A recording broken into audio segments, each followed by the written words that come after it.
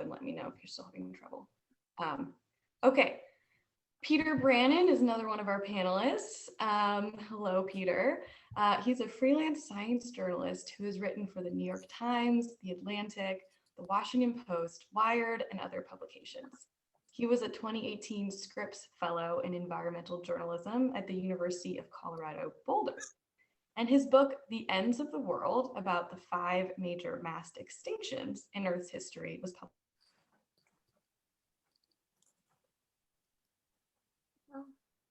Uh-oh. Jenessa, we've lost you.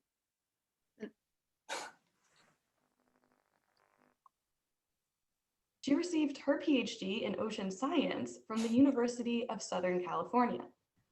Her book, Spineless, The Science of Jellyfish and the Art of Growing a Backbone, blends personal memoir with a deep dive into jellyfish science. So welcome all of our panelists. I think we should let her know that. Jenessa, your audio keeps going out.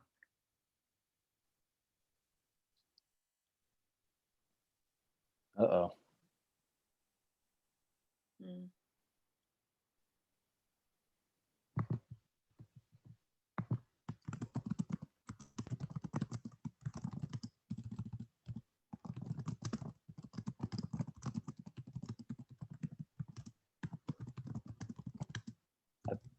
I can hear furious typing. Oh, okay. Maybe you can hear me now. So while I figure out my Wi-Fi, I'm so sorry about that, everyone. Can Julie please kick us off by telling us a little bit about her book? Yeah, my book, it's as Jenessa said, it's called Spineless. It's about, it includes a lot of jellyfish science. I guess kind of to the theme of this panel, I got my PhD in ocean science, and then I kind of fell in love and moved to Central Texas. And I had a postdoc, but it didn't work out. I just couldn't keep it going. And so I fell off the academic path and started writing textbooks mostly, and then a little bit of mainstream article work. And I was working with a photographer at National Geographic named David Litzwager, who asked me to write the text for a photography book he was working on. And I wrote my heart out for this one chapter about coral, which was sort of one of my loves. And then he told me that I wasn't famous enough for him to continue. And so at that moment, I knew that I realized I wanted to write a book. And again, I was working for National Geographic when there was an ocean acidification story that Elizabeth Colbert had written. And there was like kind of this graphic, like winners and losers in a future acidified ocean, and jellyfish were on the winner side. And I was like, well, how much do we know about that? And it turned out we didn't know very much, but it sent me on this path into the world of jellyfish. And along the way, I kind of revisited what it meant for me to leave academics, because a lot of the places I went to talk to scientists were some of the places I'd studied for my PhD.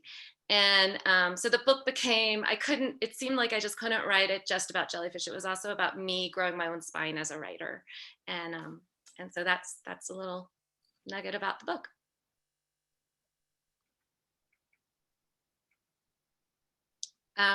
Maybe while Jenessa's trying to get back, Peter, would you like to talk about your most recent book? Sure. My book was called The Ends of the World. Then there's a really wordy subtitle about volcanoes and mass extinctions and stuff. But it is a book about the 5 biggest mass extinctions in the history and the geologic history of the planet. Actually, only in the last 550 million years or so since animals have been around.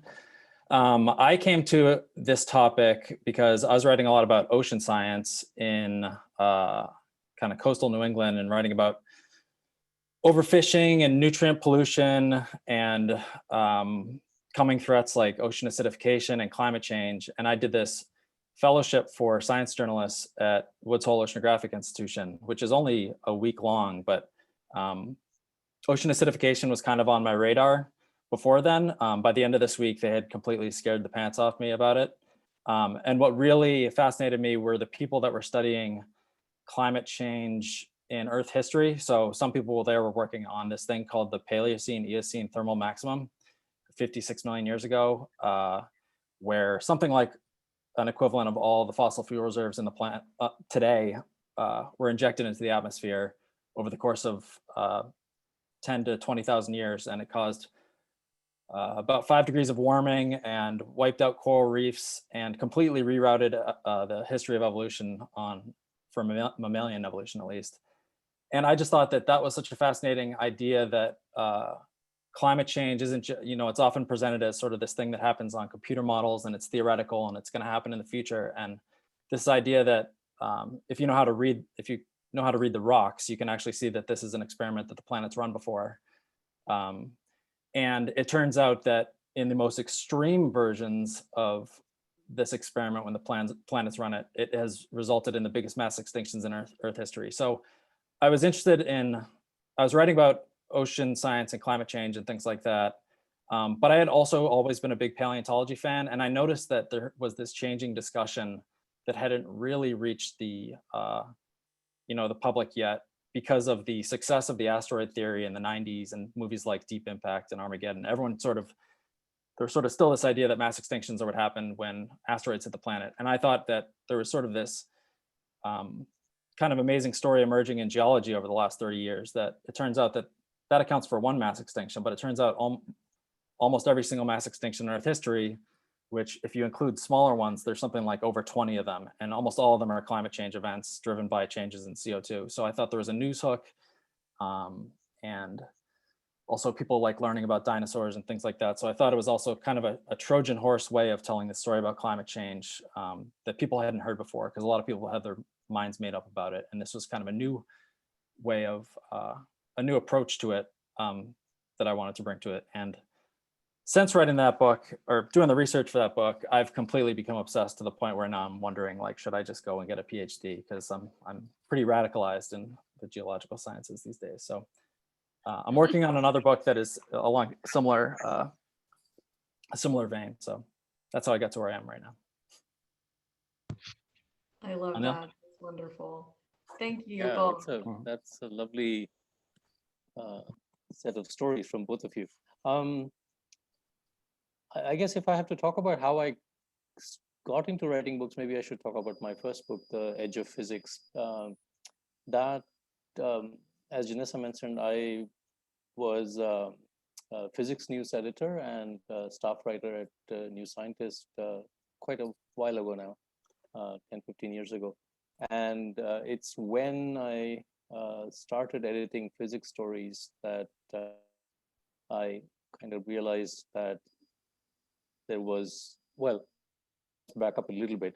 I'd actually been working on a novel which had to do with the feeling for physics. I mean, I wanted to explore how physics makes me feel when I read about cosmology and astroparticle physics and things like that. So I actually had a contract with Penguin India to write that novel. And I think the day I signed the contract, I a single word after that for 10 years.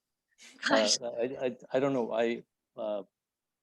My excuse was that I actually became a full-time science writer, so I had no time for fiction. But that's not true. I think I just froze. I just didn't know how to write that novel.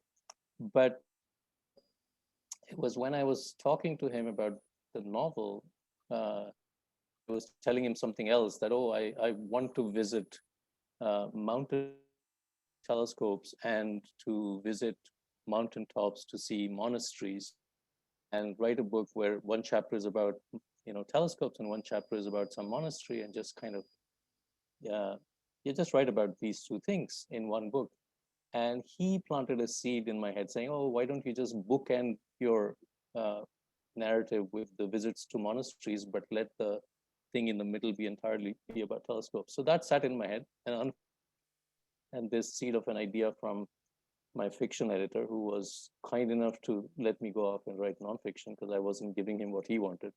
And then I became physics news editor at New Scientist, and I was in London at the time, I made a trip to the Bay Area to meet some physicists, to talk to them about what's happening, so that I could do my job better, just in terms of coming up to speed with all the new things. And I was actually sitting in a cafe in Berkeley, and that's how the prologue of the book begins.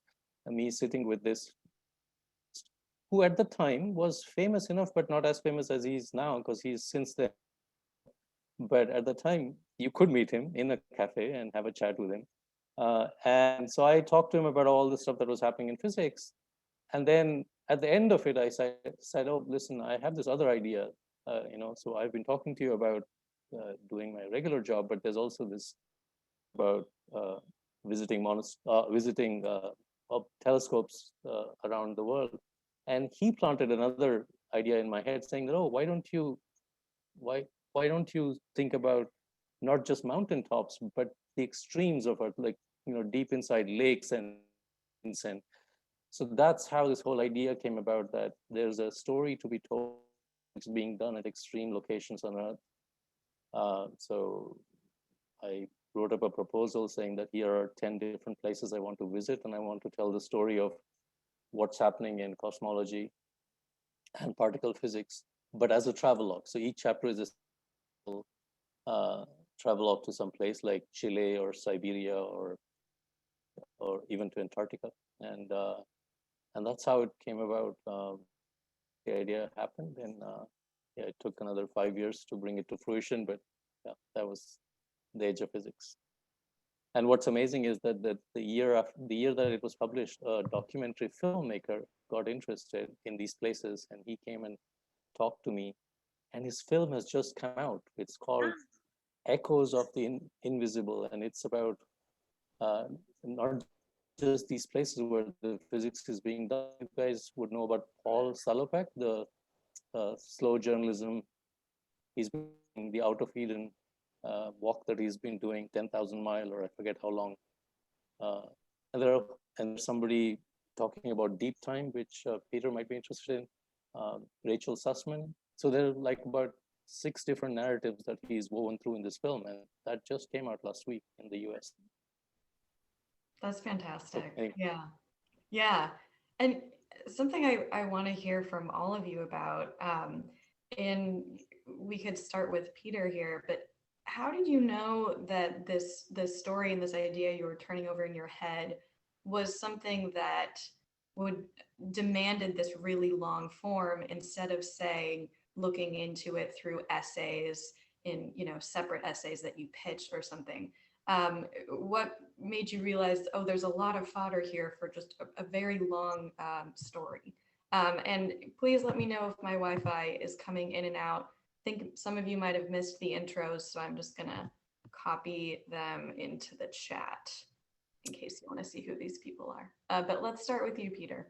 That's a good question. I think, well, when I wrote my book proposal, I didn't know what I didn't know and how just expansive the topic was, which is kind of silly because I cover over 500 million years of history. But I knew that there was this tip of the iceberg that I was seeing, and it was there were a few science books that I'd read on individual mass extinctions. So there's one on the end Permian written by Doug Irwin, and Walter Alvarez wrote one called The T-Rex and the Crater of Doom about the end Cretaceous mass extinction. But they were, and this is no slight to them, but they were written very much like a lot of books that you read written by scientists, where it's very heavy on their own biography and it's pretty technical. And I kind of wanted to read a book about, okay, well, what about all of them? Can I just sort of get a primer on all the mass extinctions? And outside of some textbooks, I couldn't really find it. And so I was kind of impelled to write it because I wanted to write the book that I wanted to read. I sort of saw an opening for it. I knew that I was interested in this topic and that other people probably were, and that the story had changed so much just sort of in the popular imagination.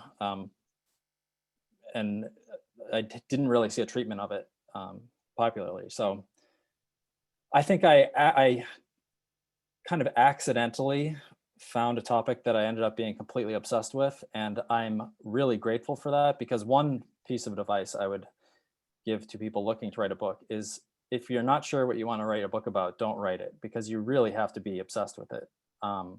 Because you're going to end up on, random Saturdays and Sundays just reading papers all day and doing transcribing.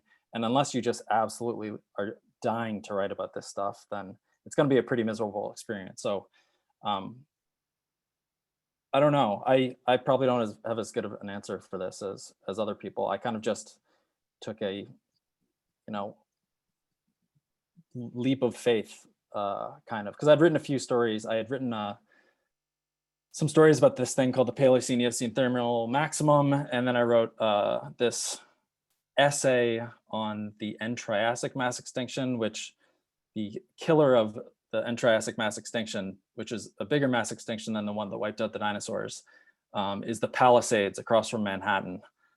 They're the remnants of a global volcanic event that injected tens of thousands of gigatons of CO2 into the air and caused global warming and ocean acidification and things like that.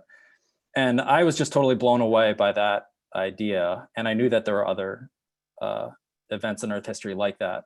So I had an inkling that it was a rich topic that I was going to be interested in, but I think I kind of lucked out in the topic and how rich it was and how obsessed I was about it. So I don't know if that makes any sense.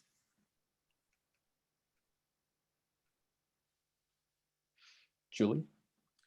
Well, like I kind of said in that little early, I was working on this article and I was kind of fact checking it about, who are the winners and losers in a future acidified ocean. I will say this, I think at that point, I know at that point I was thinking, well, I was having sort of a midlife crisis-ish sort of thing. And I was looking for a book length topic.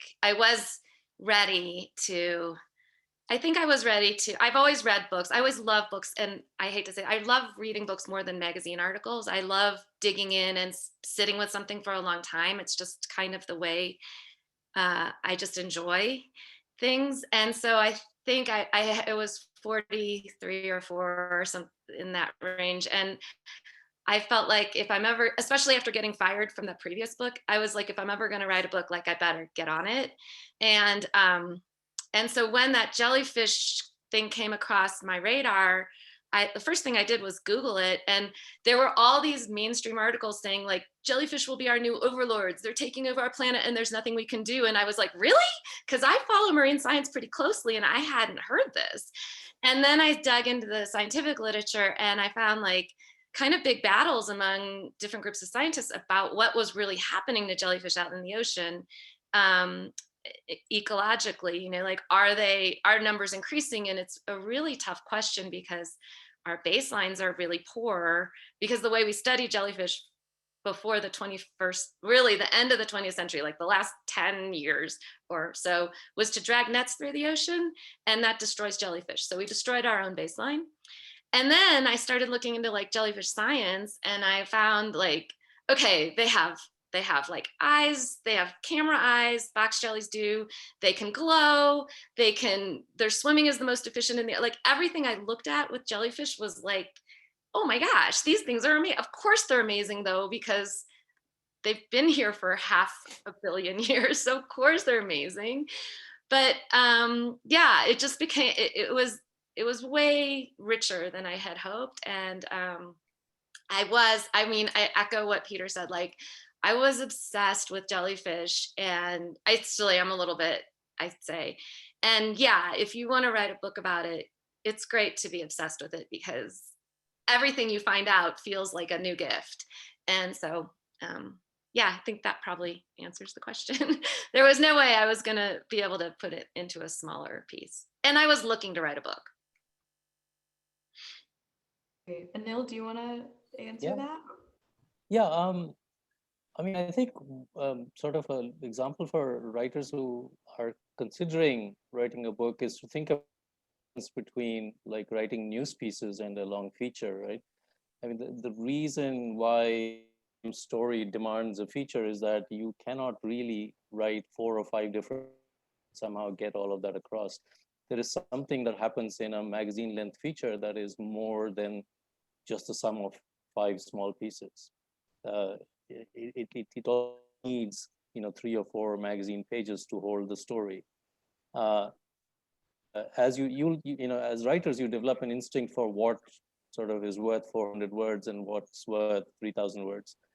And similarly for books, there will be an idea that you will know when you see it that cannot be contained a 3,000, 4,000, 5,000 word feature. I mean, just to give you an idea of the complexity of what complexity of a book.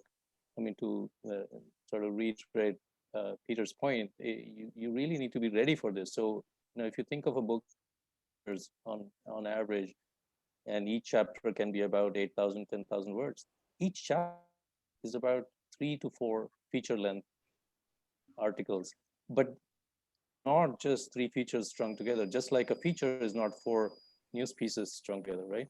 So now if each chapter is like 3 or 4 or 5 features, and you have 8 or 10 of those chapters, you certainly have an idea of the scale of the subject that you're dealing with, and the scale of the story that you want to tell.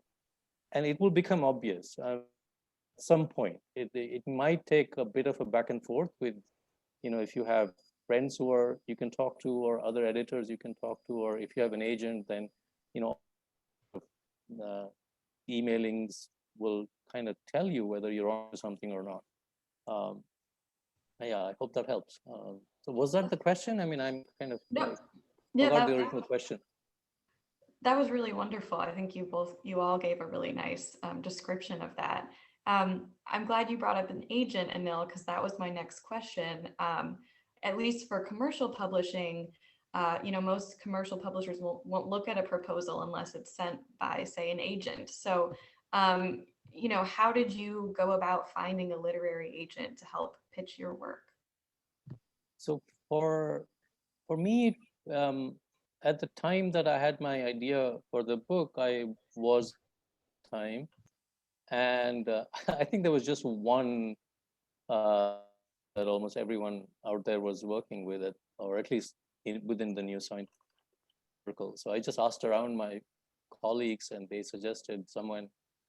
I went and I emailed him, ended up having a beer with him and talking to him about the idea. I was extremely excited about the book that I wanted to do. So that helped a lot. I mean, by then I could talk anyone's head off if they were willing to listen to me. So that's what I did with the agent, and he went for it. He took me on.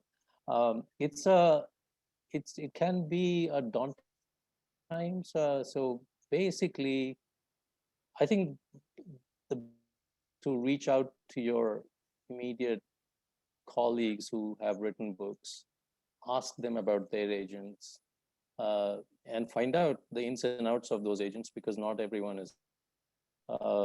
And shortlist list of names, and then start with the one that you want to work with, and email that person and say, idea, can I send you they will want a pre-proposed, like a 2-page or whatever it is that you're proposing to write. So you can please start a conversation once you have a list of agents that you don't want to approach all of them at the same time, one by one.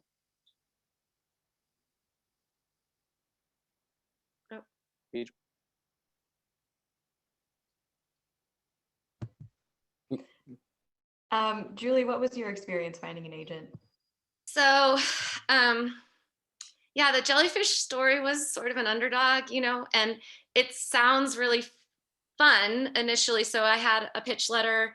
Like Anil said, I asked friends who had agents for, to introduce me, and then I would send my pitch letter, and they would often say like, oh, this sounds fun. Please send me a short, a 2-pager short proposal. So I would send that, and then they'd be like, gosh, I don't think I can sell a book on Jellyfish. So that went on for a while.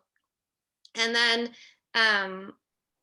I live in Texas, and I got connected to the acquisitions editor at Texas A&M University Press, and she was fantastic and said, we would acquire this book, but I actually think it's a commercial book. And so why don't you give yourself a year to try to get an agent? And if you can't, come back to me. And that was really kind of her to do, and very, very grateful. So then I had like kind of a deadline, and I sort of had like something I could fall back on in an academic press. But she didn't give me an offer. She just said, come back to me. But and then I continued with this, sending my pitch and agents saying, wow, this is fun, but I don't think I can sell it, for the whole year. And then right towards the end of that year, another academic press actually gave me an offer. And it was a decent enough offer that I needed an agent to represent me. And so once that happened, I reached back out to a couple agents, and they're like, oh yeah, there's money on the table. Of course we'll represent you. So I chose one of them, and she was like, you know what, actually, I think we should turn down this academic offer and try to sell it.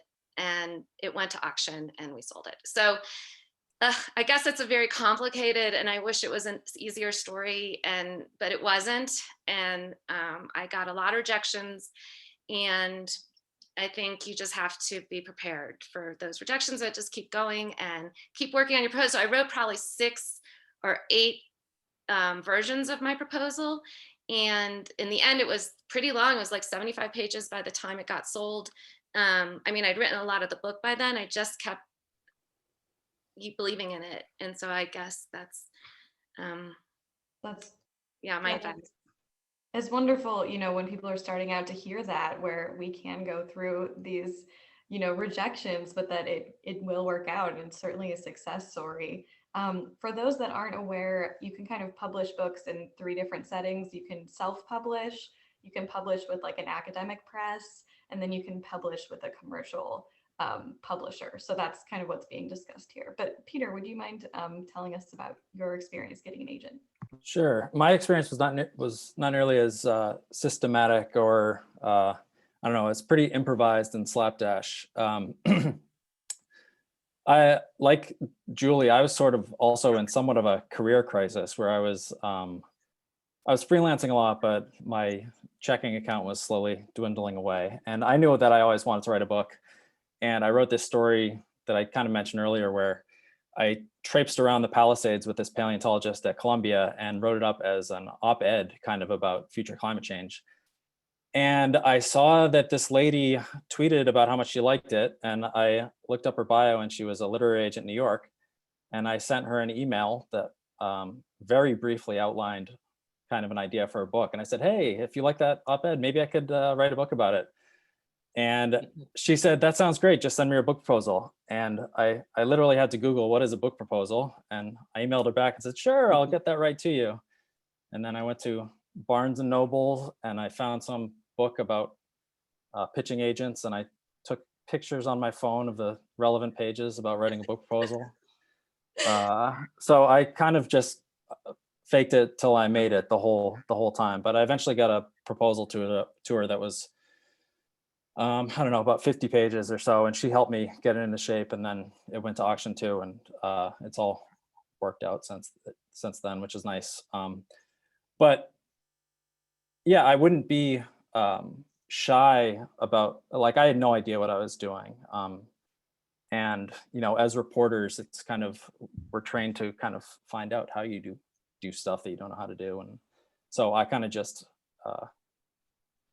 it was not the most like professional route to getting a proposal or getting a book deal or anything like that. But yeah, and I think when we're on this topic, I want to point to an audience question here from Devin Reese.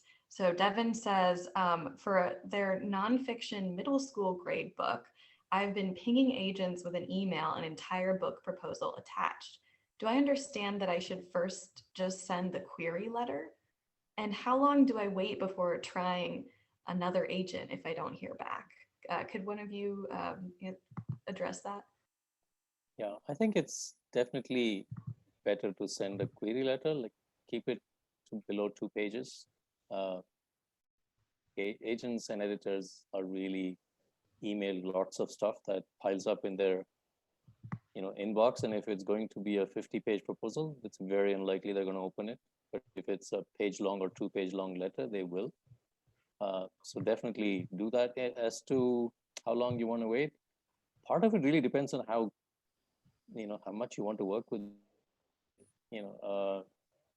I would say 2 weeks. If you don't hear back, then email them again as a courtesy. Ask them and let them know that if, in case they're not interested, you'd like to send it on.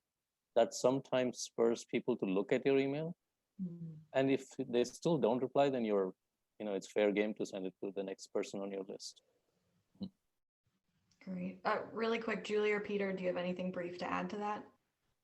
Like one thing you can also do is just make sure you have a really good short paragraph, very short paragraph, like making whatever you're pitching sound fantastic. Because then they're more likely to open that 2-pager also. So yeah, and I think that Anil's exactly right. Like send it, if you don't hear back in 10 days or 2 weeks, just say, hey, pushing this to the top of your inbox, want to, see if you have time to take a look, and then move on. Yeah, I would, in the sort of pitch/query, I would, not kind of skip the formalities and just drop right into like, here's why this is the most exciting story ever. And then a short explanation of why you're the perfect person to tell it. And don't, if someone opens an email and it's a giant block of text that goes on forever, like just keep it short and sweet. And if they're interested, then they'll ask for more. But yeah, I mean, finding an agent is a little bit like dating in that you have to find the right fit too. I mean, it's not, there's tons of agents out there and you have to find one who sees your vision. And that's very important. Like if you, for example, like with my book, there was a lot of memoir in it. And I was with an agent for a while who wanted me to cut out all the memoir from my book.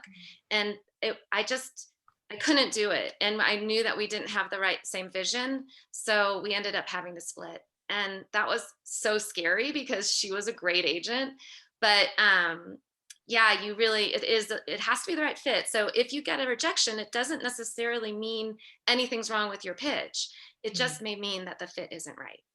That's a really great point. That's a really great point. Yeah. I know someone who's going through an agonizing situation like that where their agent sees the book totally different. So, it's great to get an agent, but if they're not on the same page, then it can be, make you question why you even get into this whole mess.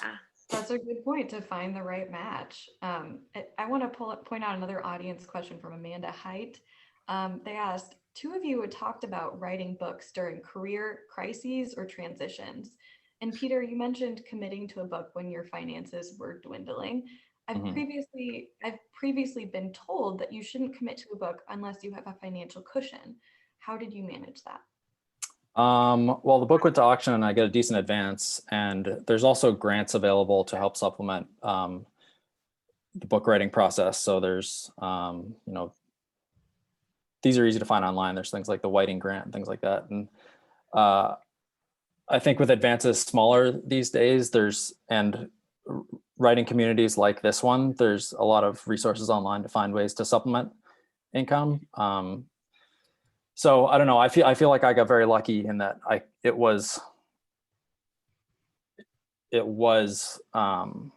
enough that it wasn't, I could survive on it. But I know people right now who are struggling with, they just got advances for books that they're not really sure how they're going to pull it off, and they really want to write a book, but they're not sure whether they're going to be able to do it. So that's definitely a major concern, one that I feel like I really lucked out and that I didn't really have to consider. But I don't know if anyone else wants to speak to that. One thing to keep in mind is that if you're getting stuck into a book, the presumption here is that it's really, really interested in. And so while you're enjoying doing all of that work that you're doing is also going to lead to other writing. You will be able to do freelance writing based on the work that you're doing for your book, which doesn't go directly into the book, but are things that you can do alongside. So, it can be financially difficult if you're, but there are other ways, like Peter said, there are grants, and I would even keep your mind open about turning out stories alongside the book. Yeah, and I continued to write stories while I was writing the book. But when it really came down to the wire or the book deadline, at a certain point, I had to learn to turn them away at some point. Julie, I had a question from the audience. Julie, can you talk about any resistance you met with while trying to sell your book as a result of the memoir component? This person has been hearing a lot of, we'd be more interested in this as a straight science book, but like you, I want to tie in my own story into the book. What have been the pros for you of including your first person story? I think a little bit going back to what Peter said earlier about like, write the book you want to read. I had been reading, science books for years, and I would often put them down on my nightstand and like say, oh God, I could never write a book like that. And one day I put it, and a lot of times it was because there was so much, I don't want to say this in the wrong way, but like a lot of the language in a lot of the science books, and this is maybe not so true now, but say 10 years ago, there was a lot of authoritative, like, this is the only way to say this kind of writing in there. And one day I put down one of those books and I'm like, I can never write a book like that. I could only write a book.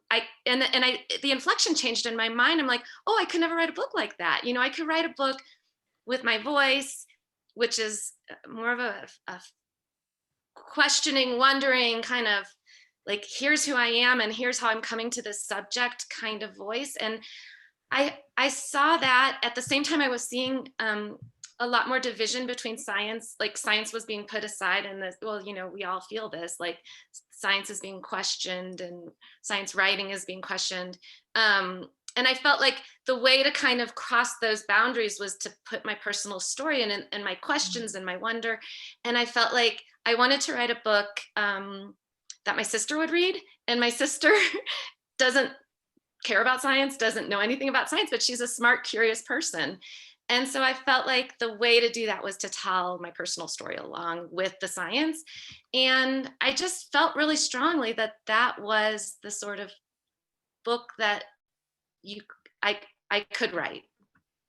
So resistance, I got a ton of it. Like I said, I got tons of agents who didn't want to represent me, an agent who did want to represent me, but not with my voice in it. So I don't know, I think it's getting better. I see more and more books out there now where people are putting their own personal stories in and using more voice to express the science. I think it's philosophically sort of important that people see scientists as people and not as people in white coats who think about the world in a different way, because that's never, I think art and science have to kind of be joined together again.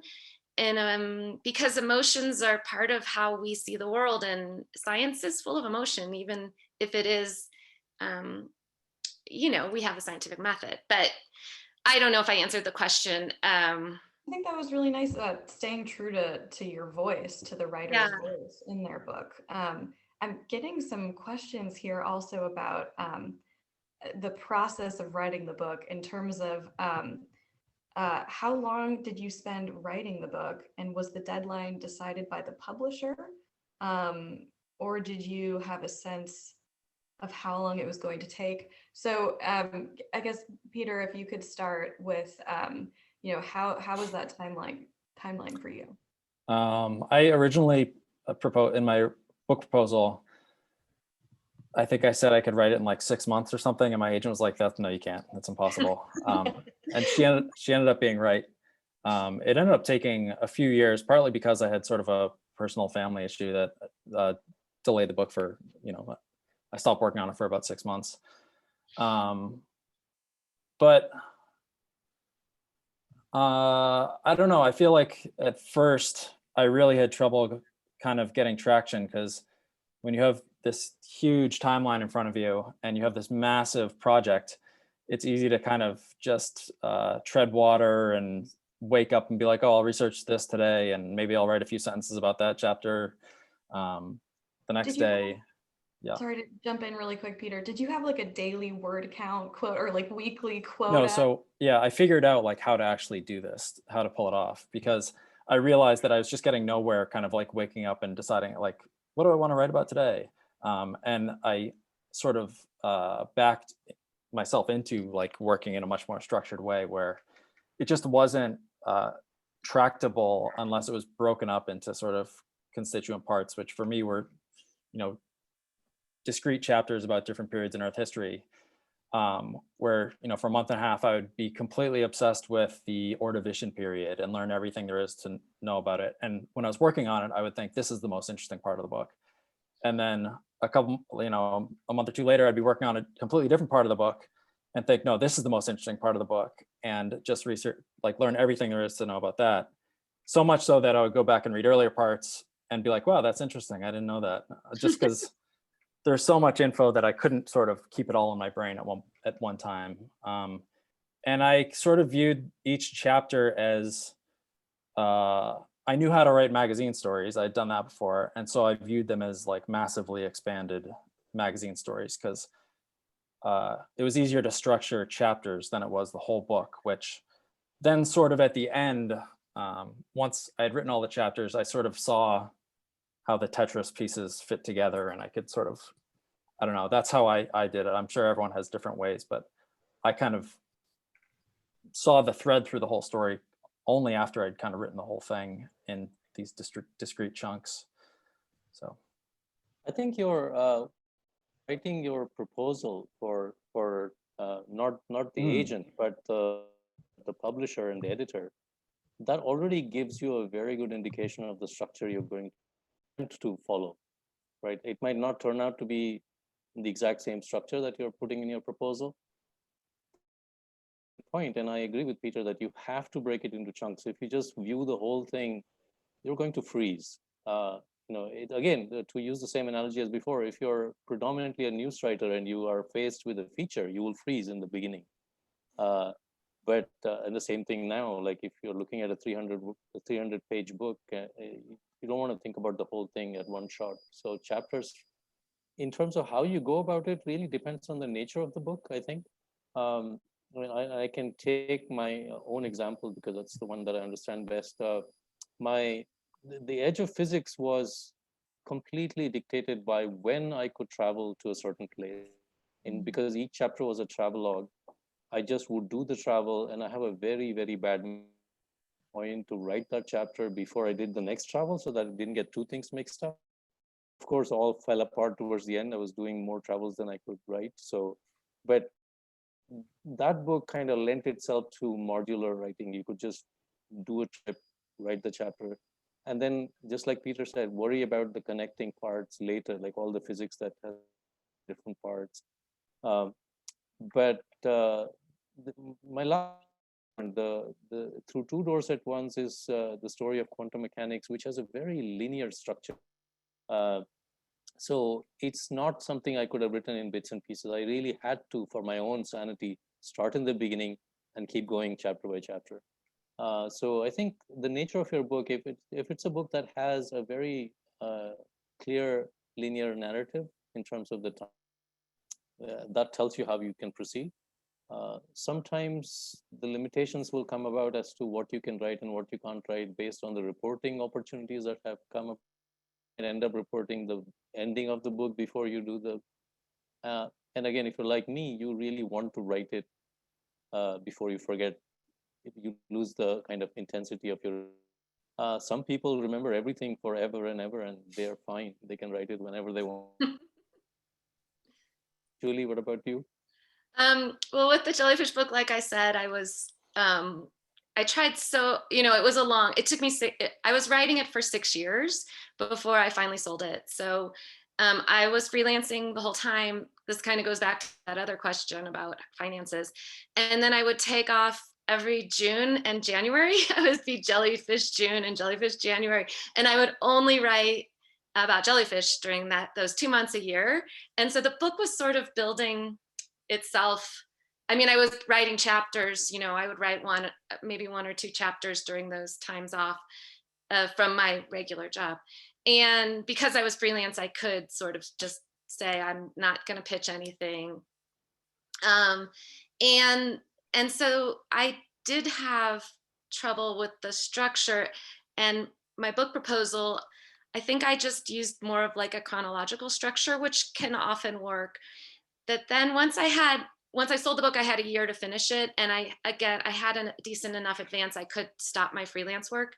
And then all of a sudden the structure came to me, and it was the life cycle of the jellyfish, which and I was so happy because I was never happy with the chronological structure. And the jellyfish life cycle, it starts off as a little larva. So the first section is like just the idea for the book, like what could a book about jellyfish be? And then the larva settles and becomes a polyp, and it plants itself on the ground, and it's like a sea anemone with tentacles. And that was sort of the period of time when I was like just talking to scientists and reaching my tentacles out into the science world. And so there's a lot of jellyfish science at that point. And then the jellyfish does this weird thing, which is cut itself horizontally like a stack of pancakes, like schisming itself. So that was my like crisis moment. Like, what am I doing sitting at my desk in Austin when jellyfish live in the ocean? And so then I start traveling, and each one of those pancakes in the schisming stage becomes a baby little jellyfish and then matures into a Medusa. So then I start my travels and go around the world. And that's so that structure I loved in the end, because it really fell along. Yeah, it worked with the whole, the topic of the book. And it allowed me to put my personal story in as my ideas matured and my understanding of what it meant to transition to being from a scientist to a writer was. So yeah, and so it took me 6 years before I sold it, and then a 7th year to write it all together. And yeah. Yeah. About the structure of, sorry. No, go ahead. No, I was going, books, they will surprise you in ways that you don't expect. When I was writing The Man Who Wasn't There, which is an examination of human self seen through the lens of different conditions that disrupt our sense of self, I had written 7 chapters. I had not written the first chapter, despite my desire to start from the beginning. And I realized 3 months before the deadline that I still understand what the book was trying to say. I mean, I had written these individual chapters, Alzheimer's, one about schizophrenia, all of these things, but in terms of what I was trying to say about the human sense of self by using these conditions as mirrors onto ourselves, I had no idea. I mean, I was lost. I was completely staring at that whole thing, saying, what am I saying that hasn't already, what do I bring to the table that's new? And as luck would have it, I scheduled 3 interviews with 3 philosophers. This is 3 months, mind you. A year and a half has already gone by, and 90% of the book is written, and I still don't know what the book is about. Well, I mean, the material is there, but the connecting glue, the thing that makes sense. And these 3 conversations with these 3 philosophers, I was so clear by then the questions I wanted to ask them. Like, if I had had the same interviews 2 years earlier, they would have been very generic interviews. But by the end of those 2 years, when I really knew what I was missing in my understanding that I needed, and it was just that those 3 interviews, somehow the first chapter came into place, the prologue came into place, and then all the connective tissue that links the chapters and makes the whole thing, book happened because of those 3 interviews. Well, because of all that until then, which told me that I didn't understand what I needed to understand. Yeah. And so, yeah, and you have to be prepared for things like this. Structurally, books are extremely complex, and you might end up with that you think is working, and you'll have to turn it inside out. It's the same as pitching a story. I feel like one of the early things you learn in journalism is that the story you pitch is the story you end up with is never the same as the story you pitch. And I've been surprised working on the second book that I've sort of just had the moment that Anil is describing, where I sold another book proposal on this topic, which was sort of just a discursive tour through this topic. And now I'm realizing that there's actually an argument and a story. It's not just sort of like isn't this interesting? These different facts about this one thing. So it is amazing to see the thing sort of come into being. And you don't really know how that's gonna happen when you embark on it. That's really nice to hear all of your journeys. And I know we're coming to the end of the hour. And so I wanted to ask each of you, if someone is thinking of writing a book, what's a question that you want them to think about and reflect on?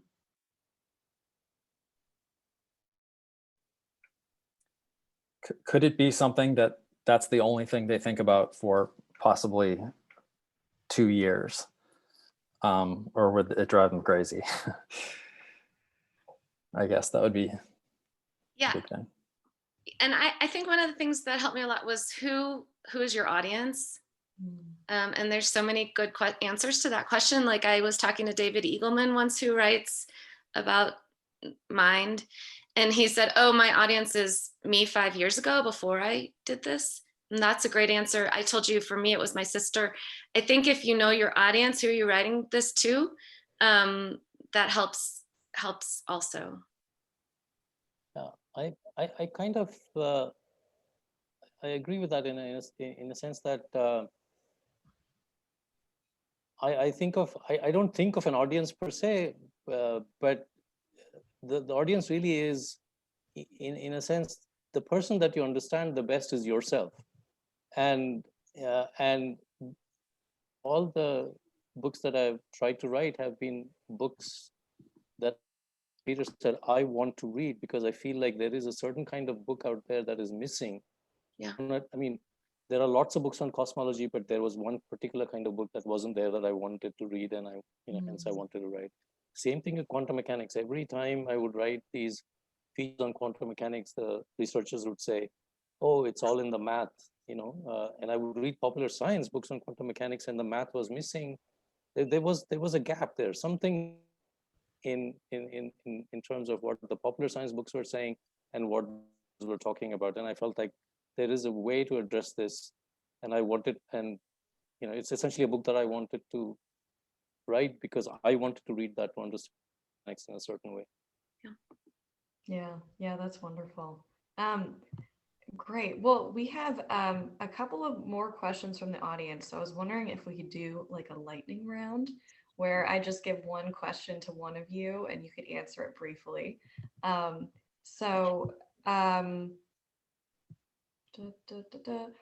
so Anil, we'll start with you. Bruce Lee asked, is there a sweet spot in terms of book length? What are the minimum and maximum lengths that you would recommend? And what point is a proposed book too long?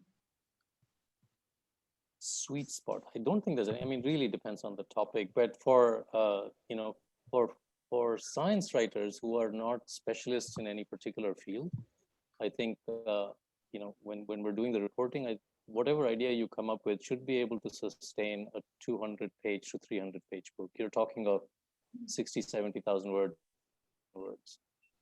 So if you kind of aim for that, you'll be fine. There are lots of books out there that are shorter, but more often than not, they are very specific to some character, a story about one particular character somewhere, or they're written by academics themselves who know precisely what they want to say and say it in a few words. Belly's books on physics come to mind, 100 pages. Right, that are shorter. Okay, great. And then Peter, over to you. Science changes over time and is full of conflict. Did you find anything big that changed after you'd written the book that you had to revisit? Well, the area that I write about changes so fast, so frequently, that I was worried that this book would basically be obsolete by now already. It came out in 2017. But luckily, sort of the hunches that are not hunches, but I noticed that there was something of a consensus forming in the different communities about the different kill mechanisms and these different mass extinctions. And I tried to sort of like triangulate where that sort of consensus was leading. And for the most part, that is held. The extinction that wiped out the dinosaurs is extremely contentious and filled with conflict. And so that made for great writing, because there are these people that absolutely despise each other and have for 40 years, and are willing to go on the record with extremely fiery quotes about each other. So that was a lot of fun to write. But what was interesting is when I was writing the book, there was sort of this reconciliation among these two communities, between the asteroids and the volcano people, that they might have actually, it wasn't all one or all the other.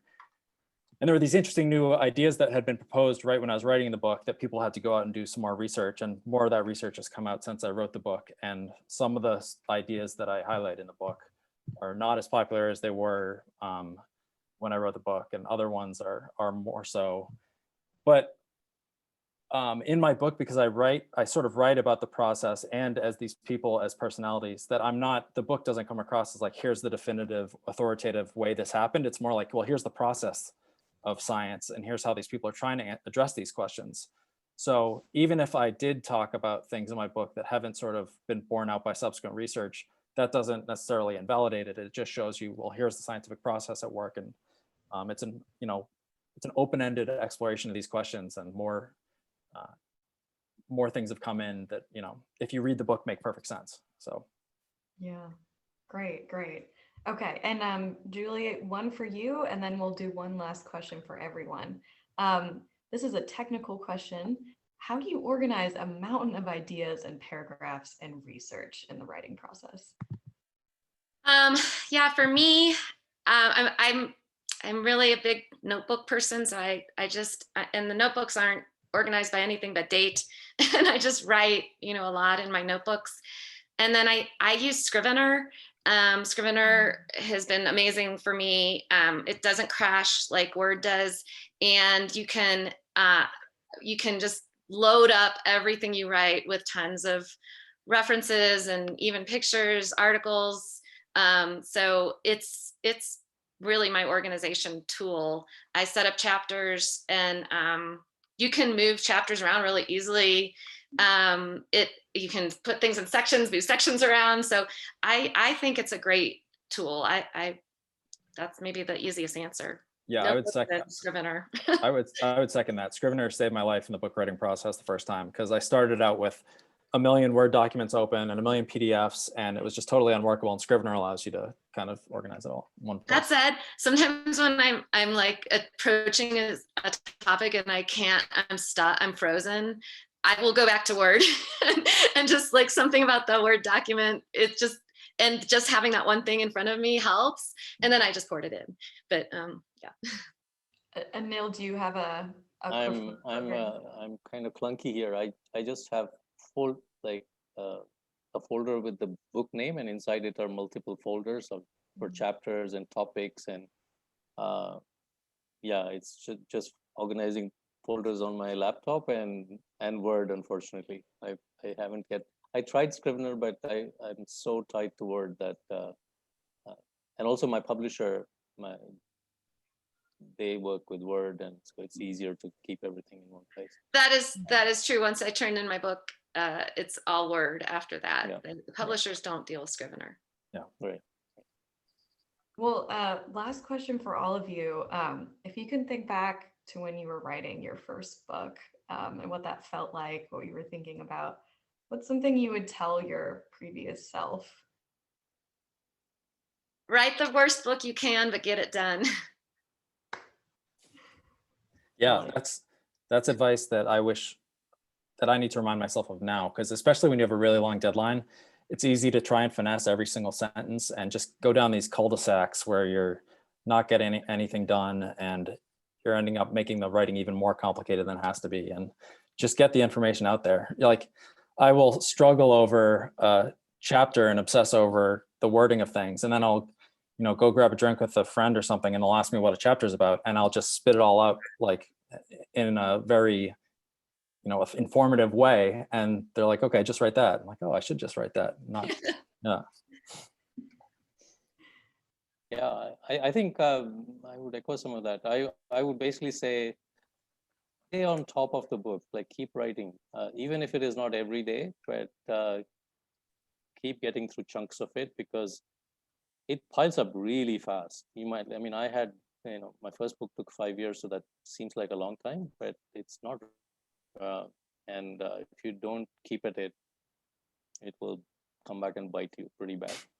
Yeah, Elizabeth Gilbert has this thing where she says, think of your writing as like a muse, and touch base with it every day, even if you can't write on it every day. And I did that with the Jellyfish book a lot, because it wasn't my full-time job. I would think about it every day. I would make a point of just like saying, hey, Jellyfish book, you're there still. I didn't forget about you. and just keeping it present in your world. It sounds silly, but it does make a difference. I think that's a wonderful point. I think the book is a kind of a beast that will come alive inside you, especially towards the end when you're putting it all together. And you want to come to that point where you just know where every bit of information in the book is. Mm-hmm. It will be there. I mean, I have a small anecdote where I remember when in the first book, the publisher was doing the indexing, and they send the index back to you to check. And I was just, there was something that said, oh, dark matter, page 67. I knew there was no mention of page 67. It was alive like that in your head. Yeah. So it'll come to that. It won't be like that in the beginning, but prior to publication or prior to the final draft, it will come alive like that. Amazing feeling. Wow, that's fantastic. A muse, a beast, all different personalities. Thank you so much, Anil, Peter, and Julie. This was just fantastic. Thank you to the audience for all of your really insightful questions. If there's something you want to hear again from this panel, it'll be posted on our YouTube channel, which you can find just by searching DC Science Writers Association on YouTube, and this recording will be there. So thank you so much to all of you panelists and to the audience for coming today. This was really wonderful. So thanks everyone. Thank you. Guys. Take care. Thank you, Bye. everyone. Thanks for Lovely seeing you organizing all. this, Jenessa. Yeah, thank you. Bye. Bye.